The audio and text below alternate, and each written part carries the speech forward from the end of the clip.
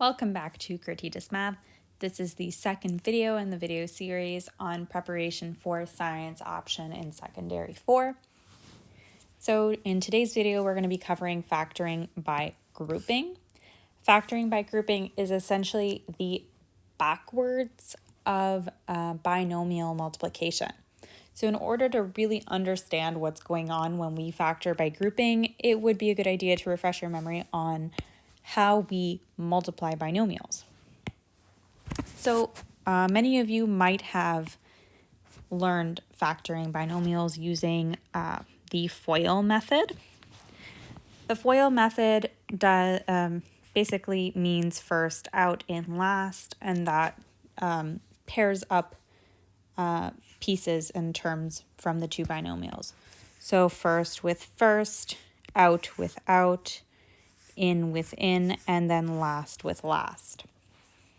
Okay, so it is a handy trick in remembering what order to multiply things in. But when we're really understanding what's happening with binomial multiplication, it's not very helpful at this level. So we are not going to be using FOIL when we're looking at this. So we're just going to be looking at the step-by-step what happens when we multiply binomials. So FOIL skips this intermediate step. So what we're going to do here is the first term from our first bracket, so this x, we are going to distribute that to the entire second bracket. And then the second term from the first bracket is also going to be distributed to the entire second bracket. So this is the step-by-step version of binomial multiplication. So this first result is going to be x times the entire second bracket. And then the second term plus 3 times the entire second bracket. So x plus 5y. And now we have a very simple distribution to do.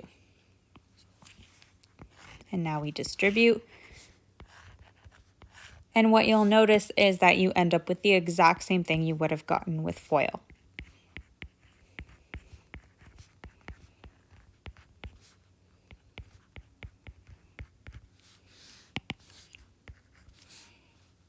Okay, so FOIL skips this intermediate step, but when we're thinking about grouping, this intermediate step is really important to visualize. So, and just to illustrate, let's just rewrite our FOIL over here. So first, out.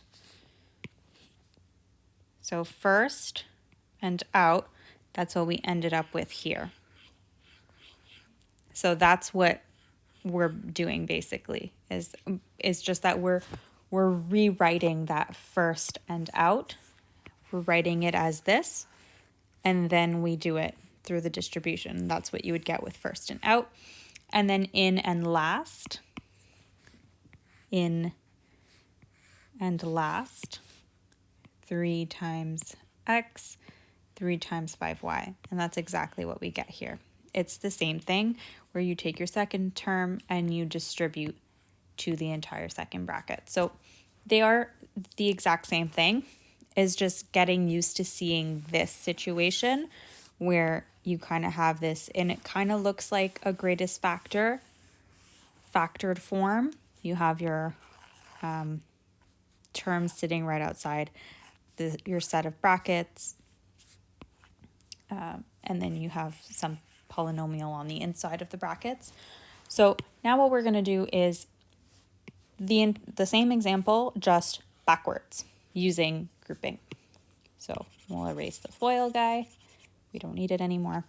So now what we're going to do is start off with the end result. So x squared plus 5xy plus 3x plus 15y. Look at this, my y's are so inconsistent.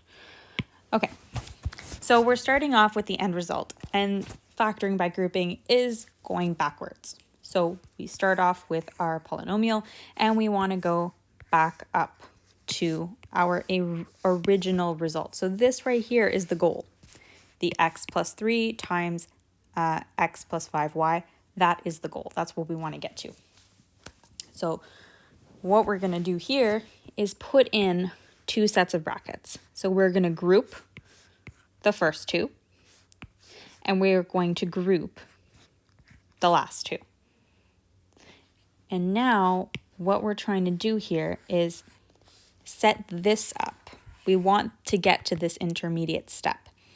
In order to get to this intermediate step, we have to find the greatest common factor in this first set of brackets and the greatest common factor in the second set of brackets. So that's why we did so much of the GCF factoring. So we're going to look over here. Our greatest common factor for our coefficient is 1, and for our variable is x. So we're taking out an x. And then when we divide all of this by x, we get x plus 5y. X plus 5y. And now we're going to do the same thing over here. So here our greatest common factor is 3. There's no variables that are common. This term has just an x. This term has just a y. And then between the 3 and the 15, our common factor is 3. So here we're going to write plus 3. And in brackets, whatever is left over. X plus 5y. So now we notice that we have that same intermediate step as we did before. And this is what we want, is that this and this are the same. So now what we're doing is essentially factoring this entire expression. So between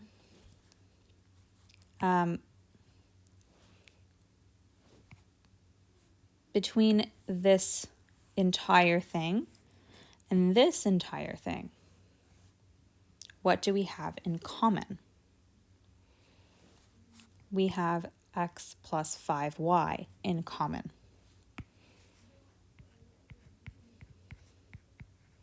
Since I can divide this entire thing, so I mean this whole thing, can be divided by x plus 5y, and when I do that, I'm left with just x. And I can divide this whole thing by x plus 5y, and when I do that, I'm left with just 3. And if this doesn't make that much sense, because what I just did was I just used greatest common factor for this entire expression, but it is a little weird to wrap your head around because this is a binomial that I'm using. So what I'm going to do is rewrite this whole thing. And it's going to look a little bit cleaner on the eyes.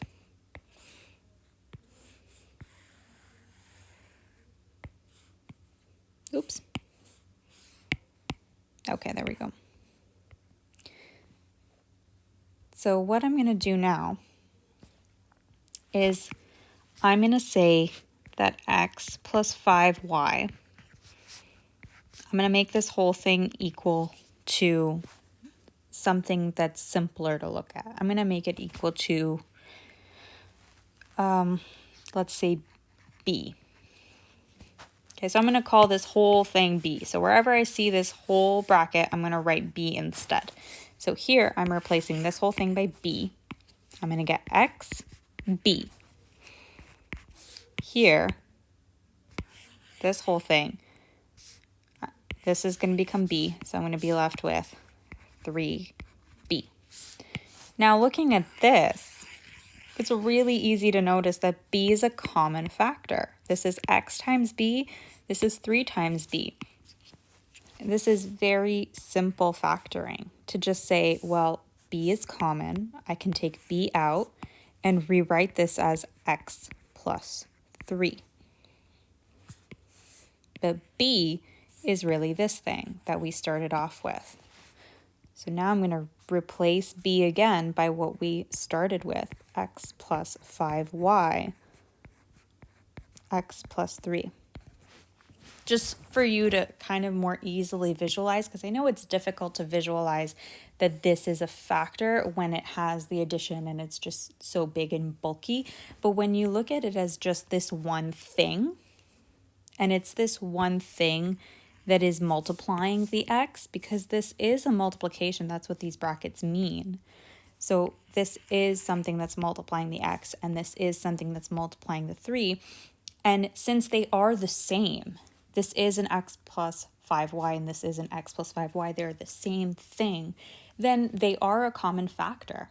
They're both two of the same things that are multiplying the other terms. So you can treat them the same way you would treat a very simple variable, and you can factor them out.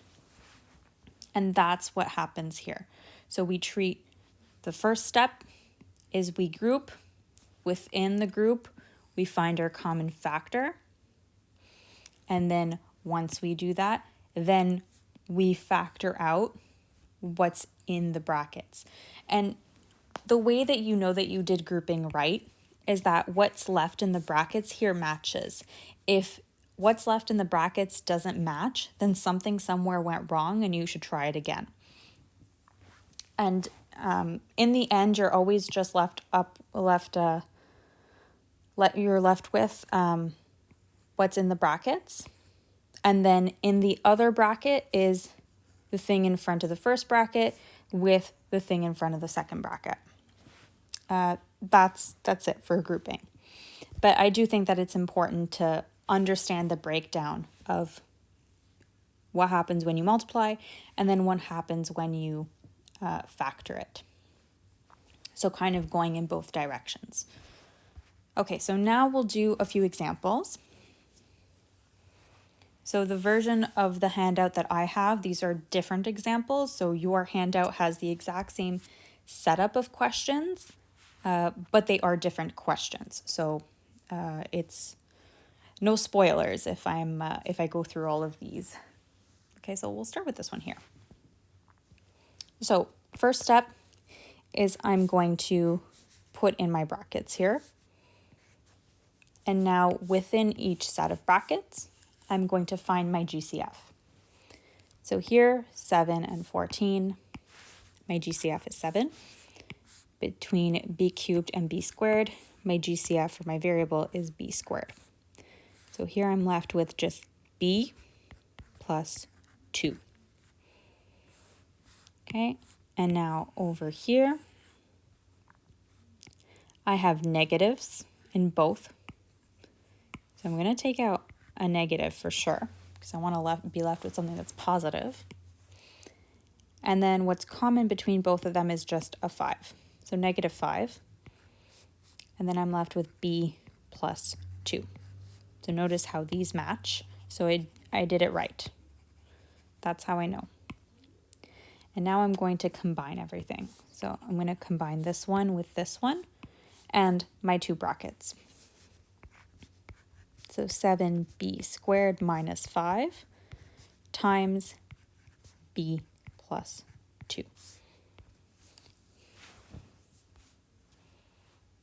Okay, I'll do this one over here. Oh, this is actually a very good example.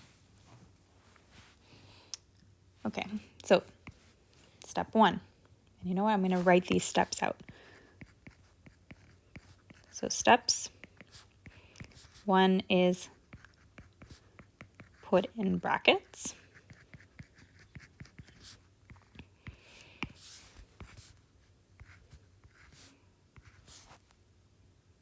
Okay. Step 2 is find GCF, or I should say factor GCF.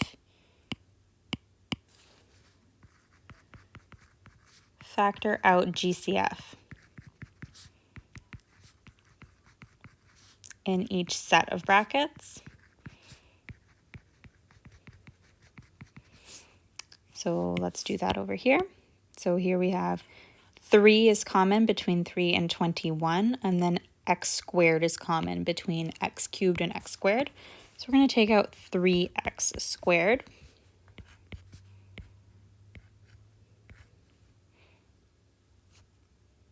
Okay. And same thing for the other set of brackets. So between, what did I do? Between 2 and 14, 7 is common, and then there's no x's. So 7 minus x plus, oh, wait a second. Not 7 is common, 2 is common. Okay, plus 2 x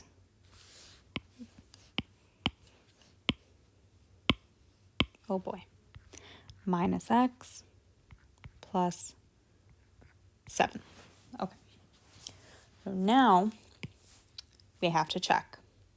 Something is off because this and this don't match. Why don't they match? They're almost there, except here we have positive x, negative 7. Here we have negative x and positive 7, which means I made a mistake, and I made this mistake on purpose. I made a mistake in the signs. So instead of taking out a positive 2, if I had taken out a negative 2, then this x would be positive and this 7 would be negative. And that's what we want. We want it to match. So I'm just going to rewrite this. Negative 2 x minus 7. So now we factored out our GCF for each set of our brackets, and now we can rewrite.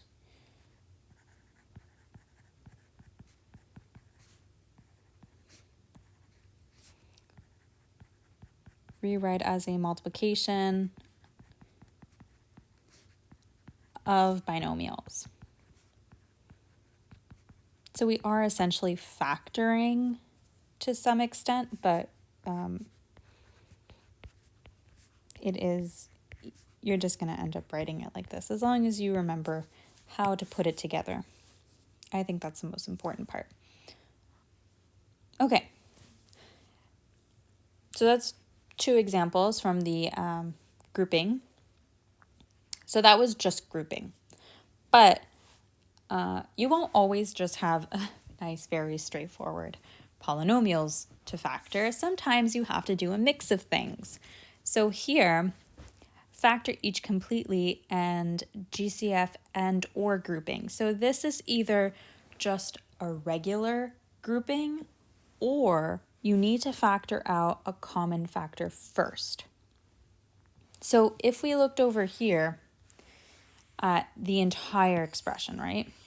So if we tried to find a GCF between all 4 of these terms, there is no GCF because here you have 7, here you have 5. There's nothing common between those terms. There's only things that are common between the 2 pieces, right? The first 2 and then the last 2.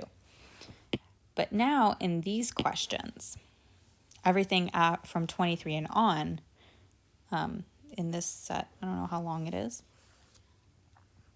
there's not only regular grouping questions, but there's also a mix where you have to be careful to see. There might be some where you have a GCF. So let's look at this one here. This is a good example, since you can tell that all of these numbers are even, which means that you can very easily factor 2 out of all of them. So you have to do that before you attempt grouping, not after. So I'm going to start off here. Let's start off by dividing by 2 and then see what happens. So I'm going to take 2 out. Here I'll get 70. Here I'll get 80. 84. And 192.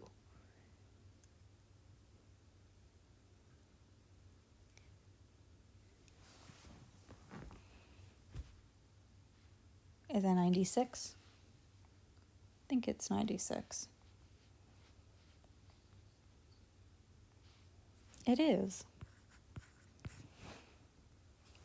Okay. So now looking at this, clearly I didn't factor enough because I still have even numbers. So I'm going to pull out another 2. So now I'm going to pull out another 2, 2 times 2. So now we've got 35, 40, 42, and 96, 48.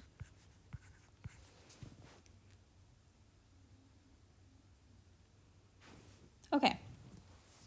So now we have numbers that are no longer even because of the 35. So I think at this point we can stop and we'll rewrite this 2 times 2 is 4.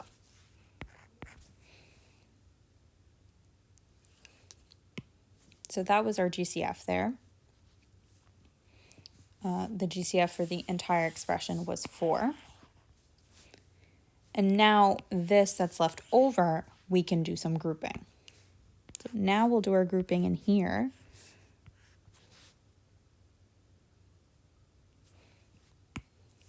And the 4 will just hang out at the front. It doesn't bother anyone. Okay, so between 35 and 40, we can factor out a 5. And then for the x's, we can factor out a x squared, since that is common to both of them. So now we have 7x plus 8.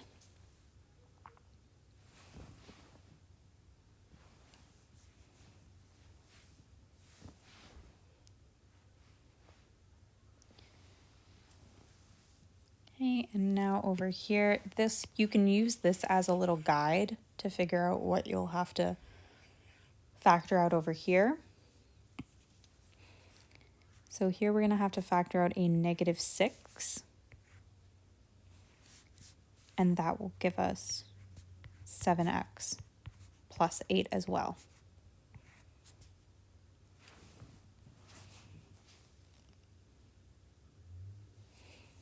And I figured that out, the -6, by doing -42 divided by 7 and -48 divided by 8. And they both of those answers gave me a -6. Since I know that I'm expecting, assuming that up to now I've done things right, I'm expecting to get a 7x plus 8 here. So that's a little shortcut you can do. Okay, so now we have our 2 sets of brackets are factored, and we can rewrite this section as 5x squared minus 6 and 7x plus 8. And then the 4 just drops down to the front. So that is this fully factored. And if you had remultiplied all of this, you would get what we started with.